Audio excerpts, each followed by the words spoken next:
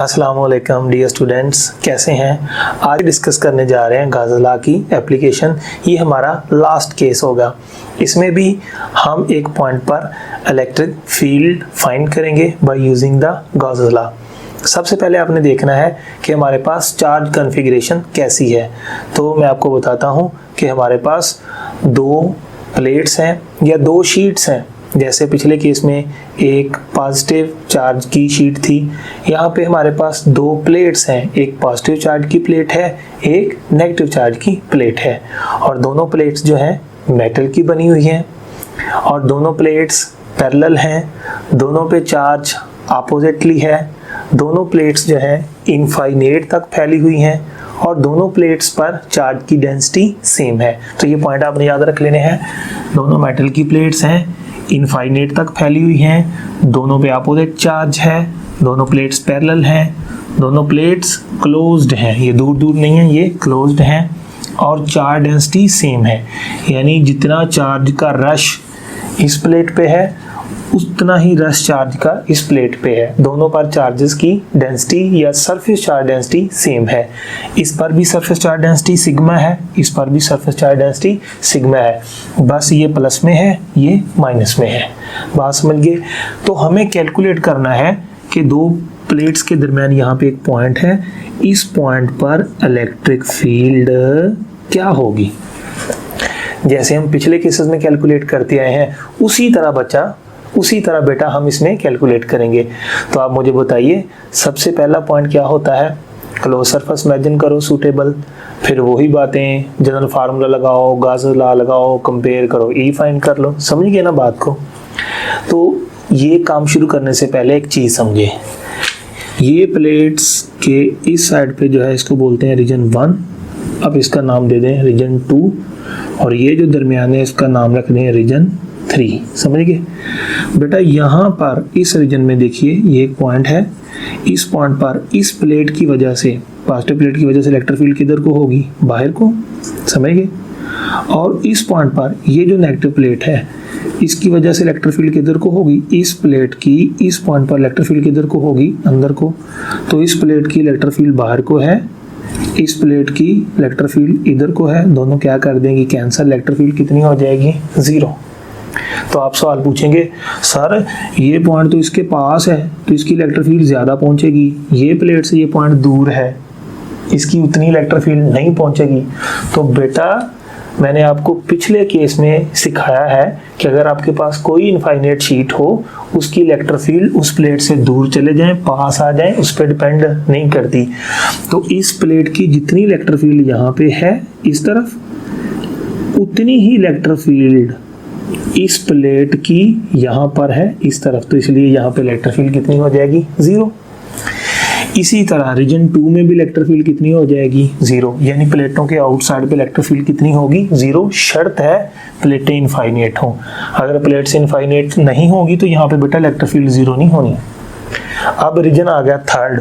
ये वाले रीजन में इलेक्ट्रिक फील्ड क्या 0 होगी, देख लेते हैं। ये पॉजिटिव प्लेट की इलेक्ट्रिक फील्ड किधर है, इधर को। नेगेटिव प्लेट की इलेक्ट्रिक फील्ड किधर है, वो भी इधर को। तो यहाँ पर दोनों के दरमियान कैंसिलेशन नहीं होगी, तो यहाँ पे इलेक्ट्रिक फील्ड 0 नहीं होगी, मतलब कुछ ना कुछ इलेक्ट्रिक फील्ड होगी। तो इन दो प्लेट्स के दरमियान यहाँ पर बेटा जो पॉइंट है ना, इस पॉइंट पर आपको इलेक्ट्रिक फील्ड को कैलकुलेट करना है। बात समझ गए। तो यहाँ पे मैंने आपको एक नुक्ता समझाया कि अगर प्लेट्स इनफाइनाइट है, यहाँ पे इलेक्ट्रिक फील्ड 0, यहाँ पे इलेक्ट्रिक फील्ड 0, यहाँ पे इलेक्ट्रिक फील्ड 0 नहीं होगी। और एक और चीज याद रखिए, यहाँ पर इलेक्ट्रिक फील्ड जो है वो यूनिफॉर्म होगी। ये इंफॉर्मेशनल पॉइंट है, आपने याद रखना है।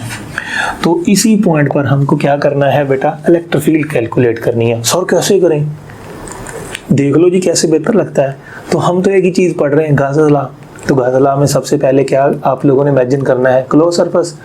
तो मैं यहाँ पे तजर्बा नहीं करूँगा, पहले बहुत ज़्यादा उस पर लंबी चौड़ी तकरीर हो चुकी है।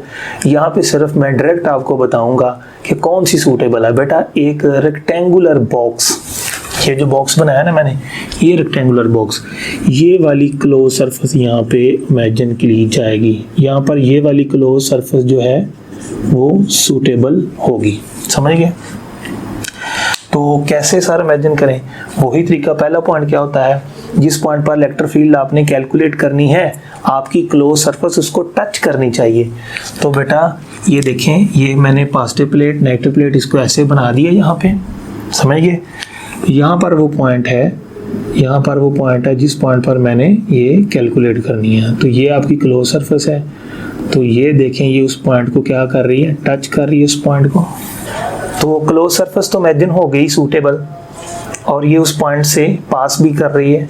यहाँ पर ये देखें, ये पॉजिटिव प्लेट बना दी है, नेगेटिव प्लेट, ये रेक्टेंगुलर बॉक्स है, इसका हाफ बॉक्स ये प्लेट्स के अंदर है, हाफ बॉक्स प्लेट से बाहर है। अब ये जो रेक्टेंगुलर बॉक्स है इसकी कितनी सब सरफेसेस हैं, 6।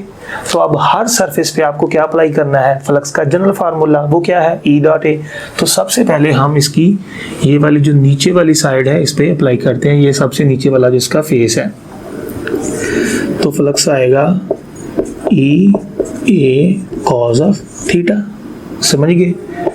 अब यहाँ पे E आ गया, समझ ले इस वाली सरफेस का जो एरिया है वो A है, और यहाँ पर जो इलेक्ट्रिक फील्ड है इस सरफेस पर, जो इलेक्ट्रिक फील्ड है इस सरफेस पर, ये वाली जो सबसे नीचे है E है। एंगल देखिए कितना है।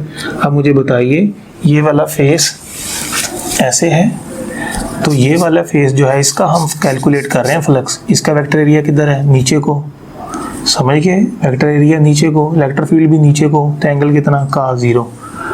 तो सबसे नीचे वाले फेस का फ्लक्स आ जाएगा E A cos 0 की जगह क्या आ जाएगा, 1।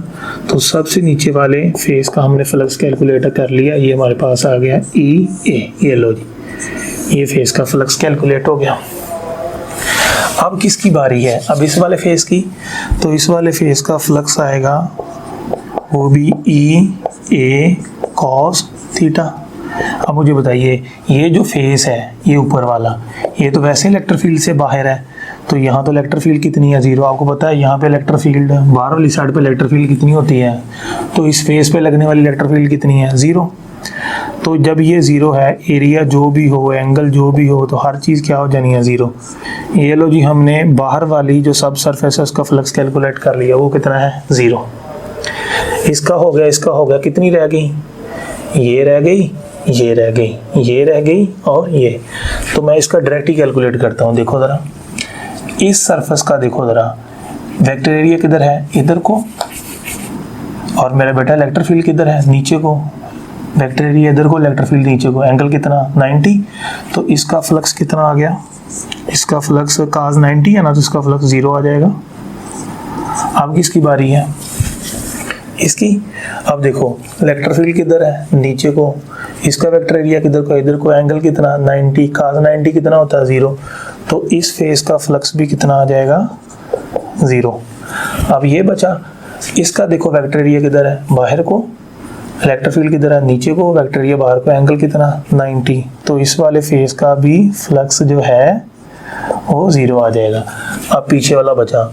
अब देखो इसका वेक्टर एरिया किधर है, इसका वेक्टर एरिया पीछे को होगा, इस तरफ, इलेक्ट्रिक फील्ड की तरह नीचे को, ये इस तरफ है वेक्टर एरिया, और इलेक्ट्रिक फील्ड की तरह नीचे को, एंगल कितना, 90।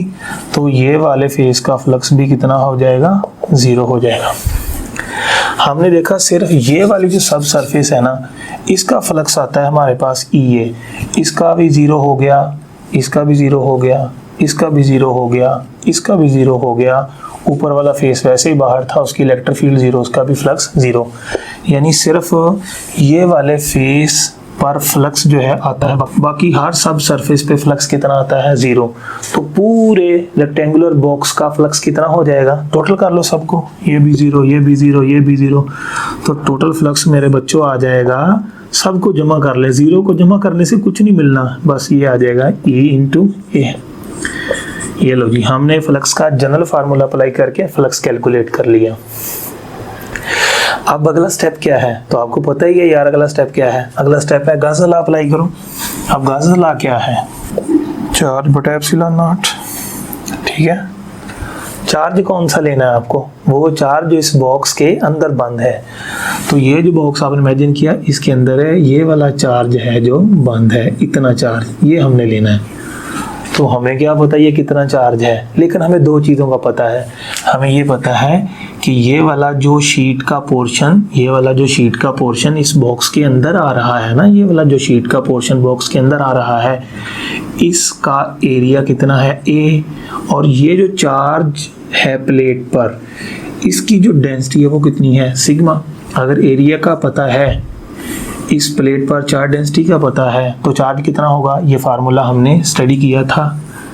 Sigma is equal to charge per unit area, charge is equal to sigma into area. ये लो, तो हमने डेंसिटी वाले फार्मूले से चार्ज कैलकुलेट कर लिया।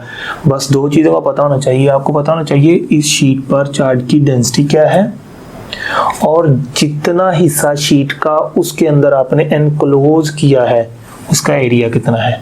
जितना एरिया इस सरफेस का है ना, समझ लो उतने एरिया की शीट को इसने अपने अंदर एनक्लोज किया है, वो एरिया A है। ये शीट की चार्ज डेंसिटी सिग्मा है, तो चार्ज इसे हम कैलकुलेट कर लेंगे। तो इसमें पुट करें, ये कितना आ जाएगा, सिग्मा इंटू A ओवर क्या है, एप्सिलॉन नॉट। ये इक्वेशन B बन गई। ये फ्लक्स जनरल फार्मूले से, ये फ्लक्स गाज़ा लॉ से। अब मेरे बेटा क्या करना होता है, सर जी दोनों को कंपेयर करना होता है। ये लो, ये जो आपने जनरल फार्मूले से कैलकुलेट किया और ये जो गाज़ा लॉ से कैलकुलेट किया। जनरल फार्मूले से कितना कैलकुलेट किया, E इंटू A, और गाज़ा लॉ से कितना कैलकुलेट किया, गाज़ा लॉ से कैलकुलेट किया हमने सिग्मा इंटू A ओवर क्या है, एप्सिलॉन नॉट। एरिया से कट गया, यहाँ से इलेक्ट्रिक फील्ड आ गई, सिग्मा ओवर एप्सिलॉन नॉट। ये लो, इलेक्ट्रिक फील्ड एक वेक्टर क्वांटिटी है, तो आपको पता है इसको हम वेक्टर मान लेंगे। यहाँ पे आपको क्या ऐड करना पड़ेगा, यूनिट वेक्टर। फिर अगला सवाल है, ये यूनिट वेक्टर किधर होगा, तो मैं यहाँ आपको बता देता हूँ जिधर इलेक्ट्रिक फील्ड होती है। इलेक्ट्रिक फील्ड किधर है, positive plate to negative plate. अगर electric field positive to negative है, तो इस इलेक्ट्रिक फील्ड का यूनिट वेक्टर भी तो पॉजिटिव टू नेगेटिव होगा। अब एक क्वेश्चन, ये पॉइंट A है, ये पॉइंट B है, ये पॉइंट C है। पॉइंट A पे इलेक्ट्रिक फील्ड ज़्यादा है, B पे ज़्यादा है या C पे ज़्यादा है, तो आंसर है कि सब पर बराबर है, क्योंकि इलेक्ट्रिक फील्ड डिस्टेंस पे डिपेंड नहीं करती। आप इससे दूर जाएं या इसके पास आएँ, जिस मर्जी पॉइंट पे जितनी इलेक्ट्रिक फील्ड इधर है उतनी ही इधर है, उतनी ही इधर है। इलेक्ट्रिक फील्ड अगर डिपेंड करती है तो सिर्फ किस पे, चार्ज डेंसिटी पे डिपेंड करती है। याद रहेगा, प्लेटों की चार्ज डेंसिटी बढ़ेगी तो इलेक्ट्रिक फील्ड बढ़ेगी, चार्ज डेंसिटी कम हो जाएगी इलेक्ट्रिक फील्ड कम हो जाएगी। समझ गए। यहाँ इन प्लेट्स के दरमियान जहाँ मर्जी आप चेक कर लें, हर जगह पे इलेक्ट्रिक फील्ड क्या मिलेगी, आपको सेम मिलेगी। बात समझ गए। सो ये डिस्टेंस पे डिपेंड नहीं करती। तो सारी ये तो फार्मूले से पता चला, थोड़ा कंसेप्ट से भी हो जाए। तो बेटा सुनो, जब आप इस पॉइंट पे हैं, ठीक है, तो यहाँ पे कोई इलेक्ट्रिक फील्ड है 10, सही है। जब आप इससे दूर हो जाएंगे तो सोचो, पॉजिटिव से दूर गए तो इलेक्ट्रिक फील्ड कम हो जाएगी ना, क्योंकि आप पॉजिटिव से दूर चले गए हैं। तो बेटा जितना पॉजिटिव से दूर जाएंगे उसकी इलेक्ट्रिक फील्ड कम हो जाएगी, लेकिन आप उतना नेगेटिव के पास नहीं आ गए। तो अगर पॉजिटिव के दूर जाने से इलेक्ट्रिक फील्ड कम हो रही है, तो उतना आप नेगेटिव के पास जा रहे हैं, तो नेगेटिव की वजह से उतनी इलेक्ट्रिक फील्ड में इजाफा हो जाएगा, क्योंकि पॉजिटिव की इलेक्ट्रिक फील्ड भी इधर ही है, नेगेटिव भी इधर ही है, दोनों एक दूसरे को सपोर्ट कर रहे हैं। अगर इससे दूर जाने से इसकी कम हो रही है, तो नेगेटिव के पास जा रहे हैं उसकी बढ़ रही है। तो एक की बढ़ती है तो एक की कम होती है, दूसरे की उतनी बढ़ जाती है, तो रिजल्ट पे कोई असर नहीं आता। ये इसके पीछे लॉजिक है। बात समझ गए। एक कॉन्सेप्ट और समझें, हमारे पास जब सिंगल शीट थी, जो प्रीवियस केस हमने डिस्कस किया था, उसमें इलेक्ट्रिक फील्ड कितनी आई थी, 1/2 सिग्मा ओवर क्या था, एप्सिलॉन नॉट। और यहाँ पे जो डबल शीट है, इसकी वजह से कितनी आई है, इसकी वजह से आई है सिग्मा ओवर एप्सिलॉन नॉट। दोनों में क्या फ़र्क है, आंसर है इसमें सिग्मा और एप्सिलॉन नॉट है, इसमें भी सिग्मा और एप्सिलॉन नॉट है। यहाँ पर मल्टीपल में कौन आ रहा है, 1, यहाँ पे मल्टीपल में कौन आ रहा है, हाफ। यहाँ 1 क्यों है, यहाँ हाफ क्यों है, देखिए वहाँ पर एक शीट थी तो आधा आ गया, तो यहाँ पे डबल शीट है तो यहाँ पे आधा और आधा कितना होता है, 1, यहाँ पे 1 आ गया। समझ गए कि नहीं। तो इसकी इलेक्ट्रिक फील्ड उससे डबल होती है। ये देखें, इसकी इलेक्ट्रिक फील्ड कितनी है, जो डबल शीट की वजह से आई है, सिग्मा और एप्सिलॉन नॉट। ठीक है। और जो सिंगल शीट की वजह से है वो कितनी है, वो सिग्मा और एप्सिलॉन नॉट है, साथ में क्या आ रहा है 1/2, मतलब जितनी डबल शीट की है सिंगल शीट की इससे क्या है हाफ है। तो अगर ये हाफ है तो ये फिर इस हाफ का ये क्या है डबल है। समझ गए। ये ऐसे होगा कि इस पॉइंट पर इस प्लेट ने इलेक्ट्रिक फील्ड कितनी पैदा की होगी, सिग्मा और एप्सिलॉन नॉट सिंगल शीट, और इस प्लेट ने भी कितनी पैदा की होगी, सिग्मा और एप्सिलॉन नॉट। इसने कितनी इलेक्ट्रिक फील्ड पैदा की, इतनी, इसने कितनी इलेक्ट्रिक फील्ड पैदा की, इतनी। तो दोनों को हमने ऐड किया तो कितना आ गया, सिग्मा और एप्सिलॉन नॉट। समझ आ गई। तो single sheet sigma over 2 epsilon not he create कर रही है, ये वाली भी sigma over 2 epsilon not he create कर रही है, लेकिन जब दोनों को हम ऐड करते हैं तो ये सिग्मा ओवर एप्सिलॉन नॉट आ जाता है। एक पॉइंट रह गया था डिस्कस करने वाला, ये सारी प्लेट मेटल की है, ये वाली सारी प्लेट भी मेटल की है। मेटल पर चार्ज दिए तो वो हर तरफ डिस्ट्रीब्यूट होता है, इस पर भी हर तरफ डिस्ट्रीब्यूट होगा, लेकिन इस पॉजिटिव की अट्रैक्शन की वजह से इस सारी प्लेट का जो नेगेटिव चार्ज है वो यहाँ पे आ जाता है, और इस नेगेटिव प्लेट की अट्रैक्शन की वजह से इस सारी प्लेट का जो पॉजिटिव चार्ज है वो इस तरफ आ जाता है। ठीक है। तो हम यूं कह सकते हैं कि इन प्लेट्स का जो चार्ज है वो प्लेट के इनसाइड रिजाइड करता है। इनसाइड का मतलब ये इनसाइड और ये वाली भी क्या है इनसाइड। सारा चार्ज इन दोनों की अट्रैक्शन की वजह से इस तरफ और इसकी अट्रैक्शन इस पर जो है इस तरफ इकट्ठा हो जाएगा। ठीक है। Due to attraction charge reside inside the plate. क्या ये फार्मूला जो हमने प्लेट्स को इनफाइनेट मान के निकाला था, क्या ये फार्मूला हम अपनी प्रैक्टिकल लाइफ में जो फाइनेट साइज की प्लेट्स लेते हैं क्या उस पर वैलिड होगा? आंसर है ये फार्मूला जो हम प्रैक्टिकली रियल लाइफ में जो हम प्लेट्स लेते हैं उस पे 100% अप्लाई नहीं होता, लेकिन अगर इन प्लेट्स के बिल्कुल दरमियान में ये इसका मिडल रीजन है, ये यूं समझ लें इसके ये जो एजेस हैं एजेस से दूर रहें, ये भी इसका एज है एजेस से दूर रहें।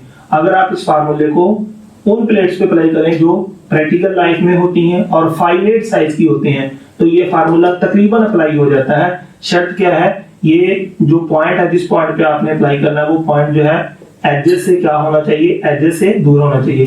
क्या हम ये फार्मूला फाइनाइट प्लेट्स पर यहाँ इस पॉइंट पे अप्लाई कर सकते हैं? आंसर नहीं, सही आंसर नहीं आएगा। तो कहाँ पे ये सही होल्ड करेगा? तकरीबन ये फार्मूला सही होल्ड करेगा कहाँ पे, ये जो फाइनाइट प्लेट्स हैं अगर वो पॉइंट जो है वो ये एजेस से क्या होना चाहिए, दूर होना चाहिए। यहाँ हो सकता है यहाँ, लेकिन अगर आप एजेस के पास जाएंगे तो ये फार्मूला उस पर 100% अप्लाई नहीं होगा। मिडल रीजन में रहेंगे तो ये फार्मूला तकरीबन अप्लाई हो जाता है किन प्लेट्स पर, जो फाइनाइट प्लेट्स हैं। बात समझ गए। अब एक और सवाल आता है कि हमने जो बॉक्स इमेजिन किया था ऐसे इमेजिन किया है, हमने पॉजिटिव प्लेट का इनक्लोज किया, हम इस बॉक्स को इसके गिर्द भी ऐसे इमेजिन कर सकते हैं, सेम आंसर मिलेगा।